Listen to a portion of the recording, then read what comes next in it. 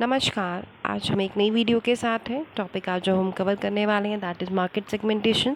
तो आइए स्टार्ट करते हैं। सबसे पहले समझते हैं सेगमेंटेशन क्या होता है। सेगमेंटेशन और sub division of the market is based upon the modern marketing concept, that is market oriented strategy and philosophy. Segmentation special emphasis देता है demand side of the market के लिए. It is more rational and more precise adjustment of the product and marketing effort in turn with consumer needs and requirements.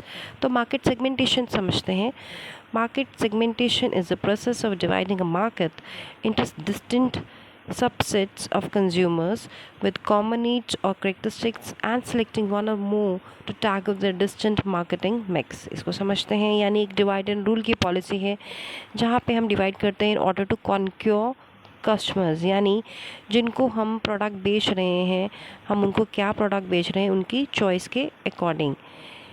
Marketing segmentation से हम बहुत सारे benefits earn करते हैं. लाइक हम consumers को सेटिस्फाई कर सकते हैं एक बेटर वे में, क्योंकि हमको बहुत सारी इंफॉर्मेशन जो कि प्रोडक्ट डेवलपमेंट है, मार्केटिंग रिसर्च है, इवैल्यूएशन ऑफ मार्केटिंग एक्टिविटीज़ है, उसकी जानकारी मिल जाती है. It channelize money and effort to the most potentially profitable segments. इसके साथ साथ it helps to determine effective promotional activities for concern segment. और जो भी मार्केटिंग मिक्स के एलिमेंट होते हैं वो टारगेट मार्केट के अकॉर्डिंग डेवलप किए जा सकते हैं. इसके साथ साथ मार्केटर्स को डेमोग्राफिक इंफॉर्मेशन को समझने में आसानी होती है और इसके अकॉर्डिंग वो मार्केटिंग स्ट्रैटेजीज और प्रोग्राम्स को प्लान आउट कर सकते हैं. इसके साथ साथ मार्केटिंग सेगमेंटेशन से नई नई इनोवेशंस आती हैं.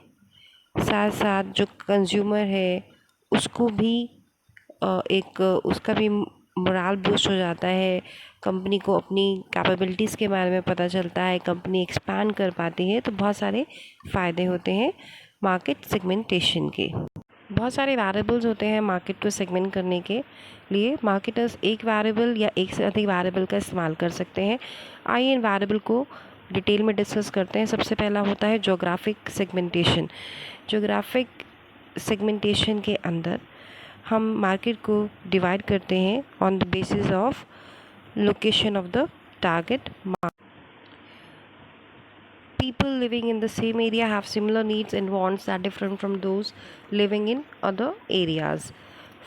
For example, on the basis of climate, as you all know, हमारे यहाँ नॉर्थ में गर्मी रहती है, साउथ में on the basis of population density, on the basis of taste, on the basis of micro marketing. Next है हमारा demographic segmentation. Demography study होती है पॉपुलेशन की. It is a popular base for segmenting consumer market. इसमें जो consumer बहुत ज़्यादा goods frequently bye करते हैं, लाइक टी है, टूथपेस्ट है, सोप है, डिटर्जेंट है, वहाँ पे डेमोग्राफिक वेरिएबल्स के आधार पर मार्केट को सेगमेंट किया जाता है.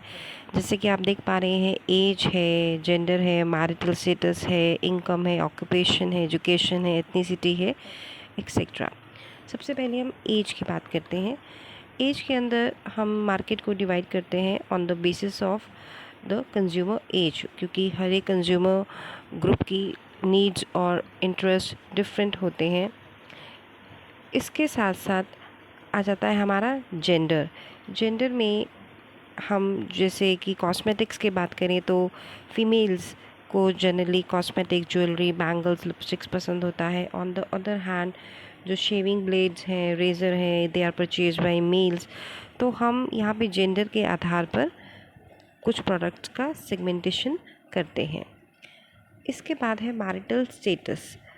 मैरिटल स्टेटस की बात करें तो married, unmarried, divorce individuals, single parents, dual income married couples, then they market products specifically designed for one or more group.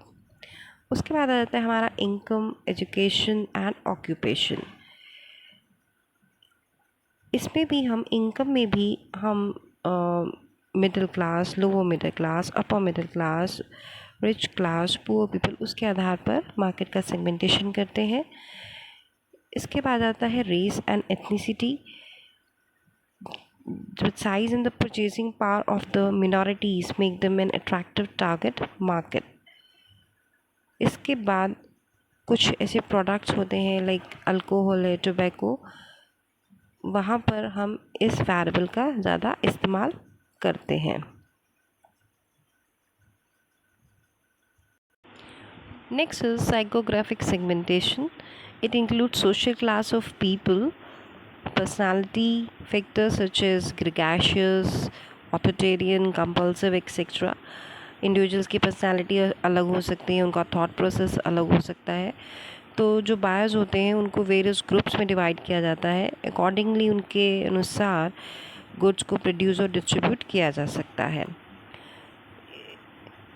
It appeals lies in the vivid and practical profiles of consumer segments that it can produce, accomplished by using AIO inventories. AIO inventories का मतलब होता है activities, interests and opinions. Next is behaviour segmentation. कई marketers का opinion है कि जो behaviour variables होते हैं ये बेस्ट होते हैं for constructing market segments. Behaviour segmentation में कंज्यूमर्स को डिफरेंट ग्रुप्स में डिवाइड किया जाता है on the basis of their attitude, use, knowledge, expectation from the product, usage rate, usage habit, and this generally are adopted to segment the market. Behavioral segmentation can be done on the basis of usage rate, benefits sought from product, loyalty to brand or store. सबसे पहले usage rate को समझते हैं. Usage rate यानी कि बहुत सारे users होते हैं जो बहुत ज़्यादा मात्रा में इस्तेमाल करते हैं, कुछ कम मात्रा में, कुछ मीडियम में, कुछ नहीं भी करते, तो उसके आधार पर मार्केट को सेगमेंट किया जा सकता है. नेक्स्ट है brand and store loyalty.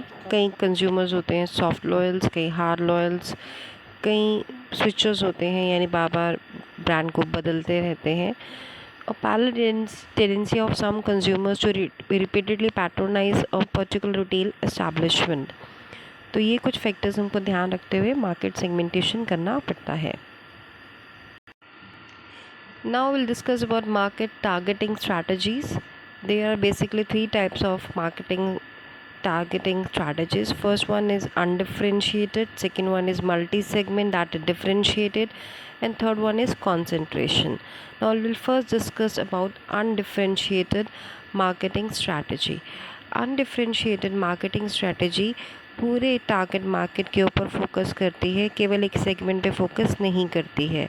I repeat, undifferentiated market strategy focuses on the entire market rather than a segment of it. यानी पूरी टारगेट मार्केट पे कॉन्सेंट्रेट करती है. जो स्ट्रैटेजी होती है उसके अंदर एक सिंगल मार्केटिंग मिक्स का इस्तेमाल किया जाता है, जैसे कि one product, one price, one placement, single promotional effort to reach the maximum number of consumers in that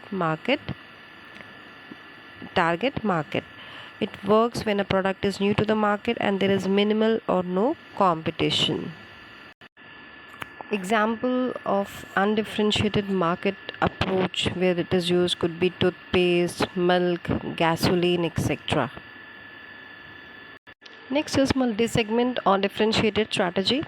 इस स्ट्रैटेजी की मदद से जो बिज़नेस होता है वो डिफरेंट कस्टमर सेगमेंट्स और डिफरेंट टारगेट ग्रुप्स पे कंसंट्रेट कर सकता है. Targeting two or more segment with different marketing mix for each. इससे क्या होता है कि कंज्यूमर्स की नीड्स को जो डिफरेंट है उनको मीट किया जा सकता है. It provides effective resource allocation, competitive advantage का फ़ायदा मिल जाता है और इसके साथ साथ डिस्ट्रीब्यूशन चैनल को और इफ़ेक्टिव करने में मदद मिलती है. एग्जांपल लेते हैं टेस्ला का. आपको पता है टेस्ला एक इलेक्ट्रिक व्हीकल कंपनी है जो पहले टारगेट करती है लग्जरी सेक्टर को. The eco friendly cars have several features that make them different from the others. Like उनका जो सेल्फ ड्राइविंग फीचर्स हैं, सोलर पैनल्स हैं, सॉफ्टवेयर अपडेट्स हैं, वो उनकी एक अलग ही पहचान बना देती हैं. फ़ायदे क्या होते हैं? It minimises risk as losses in one segment can be made up from other. Unique product features allow for higher prices. Increased cost for differentiated products are and marketing is a disadvantage of differentiated market. Next is निश marketing. सबसे पहले निश को समझते हैं क्या होता है. एक स्पेसिफिक पोर्शन होता है मार्केट का जिसके अंदर कॉमन इंटरेस्ट या डेमोग्राफिक देखा जाता है जो उसको यूनाइट करता है. फॉर एग्जांपल आप बच्चों के कपड़े बेच रहे हैं तो आपका जो स्पेसिफिक निश होगा that could be athletic wear or outer wear. The more detail you are about your niche market demographics, values and shopping habits, the more you will be able to tailor to your product, services and brand messaging to them. Example से समझते हैं. Like pets का example ले लेते हैं. आज के date में पेट्स के ऊपर बहुत ज़्यादा स्पेंडिंग होने लगी है, right from food to toys to booties to luxury beds, making the industry a vulnerable or lucrative niche business. या दूसरा एग्जांपल हो सकता है फिटनेस को लेकर. जैसे कि आप देखते हैं आजकल बहुत ज़्यादा कॉन्शियस हो गए अपनी हेल्थ को लेकर. तो यहाँ पे होम और प्राइवेट जो पर्सनल ट्रेनर्स की बात करते हैं, एक निश सेगमेंट को सेटिस्फाई करते हैं. एक अदर एग्जांपल लेते हैं हम जिसके अंदर हम बात करेंगे ट्रैवल एंड टूरिज़्म के अंदर. यहाँ पे हमने निश को कैसे बनाया. लाइक इंडिया की बात करें तो पिलग्रिमेज टूरिज़्म है, उसके लिए एक निश क्रिएट किया जा सकता है. एक निश क्रिएट किया जा सकता है जो कि एडवेंचर टूरिज़्म को फॉलो करते हैं. तो आपने केवल एक ही सब मार्केट के ऊपर कंसंट्रेट करना है. इससे आपको अपने कस्टमर की जो नीड्स उसके बारे में ज़्यादा जानकारी मिल जाती है. इकोनॉमीज ऑफ स्केल्स का फ़ायदा मिल जाता है. Entry of strong competitor, change in size और टेस्ट ऑफ द सेगमेंट, ये इसकी डिसएडवांटेज है. Next is positioning. Positioning is an important strategy for achieving differential advantage. It reflects the place a product occupies in the market or segment. यानी क्या image बनाई है आपके product की customer के माइंड में. तो जो पोजीशनिंग होती है वो आपके प्रोडक्ट को यूएसपी यानी कि यूनिक सेलिंग प्रोपोजिशन देती है. मार्केट प्लेस में बहुत सारे प्रोडक्ट्स और ब्रांड्स हैं जो सिमिलर तरह के बेनिफिट्स दे रहे हैं. अगर आपकी प्रोडक्ट की पोजीशनिंग अच्छी होती है तो बाकी सारे ब्रांड्स और प्रोडक्ट्स में से उसकी एक अलग इमेज बन जाती है. एक अच्छी पोजीशन हो सकती है मार्केट में तो वो प्रोडक्ट और उसकी कंपनी को बुरे वक्त में भी सुधरने में बहुत कारगर सिद्ध हो सकती है. A good position is also one which allows flexibility to the product, brands in extensions, changes, distributions and advertising. इसके साथ साथ जो पोजीशनिंग होती है ये आपके प्रोडक्ट को एक अलग जगह देती है मार्केट के अंदर, जहाँ पर आपको पता चल जाता है कि आपके प्रोडक्ट की मार्केट में क्या ब्रांड वैल्यू है. पोजीशनिंग के अंदर आप प्रोडक्ट के स्पेशल फीचर्स को हाईलाइट कर सकते हैं, उसके बेनिफिट्स को इन्हांस कर सकते हैं. तो now the question crops up why there is a need of positioning. First one is to create a distinct place of products and service or corporate in the minds of customers. Example से समझते हैं. जैसे Audi car है, उसने अपने आप को एक लग्जूरियस स्टेटस सिंबल कार के रूप में पोजीशन कर रखा है. दूसरा, हमें पोजीशन की इसलिए ज़रूरत पड़ती है क्योंकि it provides a competitive edge to a product और an attempt to convey attractiveness of the product to target market. Example से समझते हैं. जैसे मैकडोनल्ड्स है, उसने अपने आप को पोजीशन कर रखा है as a place to get quick and cheap meals. या फिर स्टारबक्स जिसने अपने आप को एक trusted source of upscale quality coffee और बेवरेज के रूप में स्थापित कर रखा है. तीसरा है, ज़रूरत क्यों है पोजीशनिंग की, ताकि जो टारगेट मार्केट है उसको एक रीज़न दिया जा सके कि वो आपके प्रोडक्ट या सर्विस को क्यों ख़रीदें, और उसके अनुसार ही, उनकी कस्टमर्स की परसेप्शन के अनुसार ही आप अपनी मार्केटिंग स्ट्रैटेजी बना सके. जैसे कि जो माइक्रोसॉफ्ट है और जो एप्पल है, उन्होंने अपने आप को एक टेक कंपनी के रूप में स्थापित कर लिया है जो निरंतर कंज्यूमर्स को यूज़र फ्रेंडली और इनोवेटिव प्रोडक्ट्स बेचते रहते हैं. Now we'll discuss about the types of positioning. First is attribute positioning. Attribute positioning के अंदर हम प्रोडक्ट की करेक्टरिस्टिक्स को देखते हैं, quality, taste, durability, price etcetera. Example जैसे कि प्राइस का एग्जांपल लेते हैं, जैसे कि जो जिलेट है उन्होंने अपने आप को लो प्राइस ऑल्टरनेटिव से लेकर high quality brands like Gillette have altered the landscape of razors and refill blades. तो उन्होंने इस तरह से अपने आप को मार्केट में इस्टेब्लिश कर रखा है। दूसरा है बेनिफिट पोजीशनिंग। ये बेस होता है कि हमें प्रोडक्ट से क्या बेनिफिट्स मिलते हैं, लाइक हेल्थ है, ब्यूटी है, टाइम सेविंग है, एक्सेट्रा। अगला है image positioning.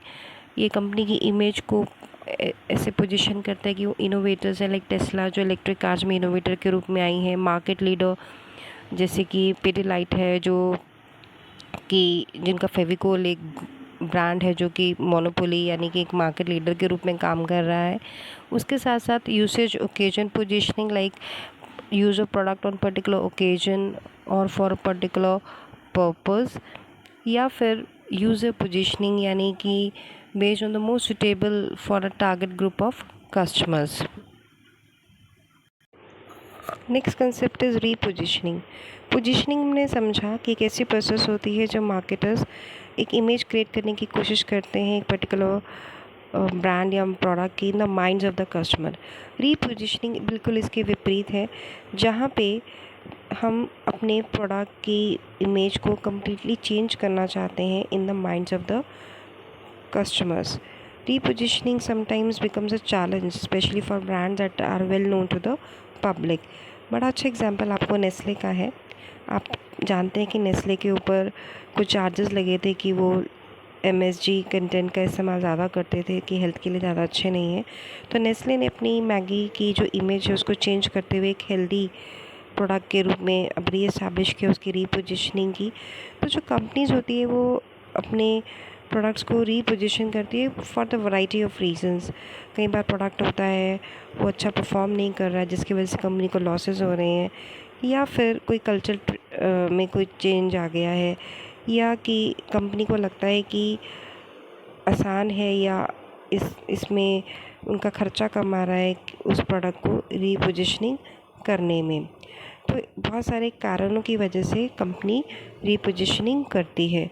Company who successfully change their message can create an updated, cohesive identity that resonates with the current market. Repositioning करने के लिए प्रोडक्ट के प्राइस में परिवर्तन किया जा सकता है, मार्केटिंग स्ट्रैटेजी के अंदर परिवर्तन किया जा सकता है, कलर स्कीम में, लोगो डिज़ाइन में, टैग लाइन में, या टारगेट ऑडियंस को ही उसमें भी परिवर्तन किया जा सकता है। Best examples could be Airtel, Vodafone, Maggi noodles etcetera.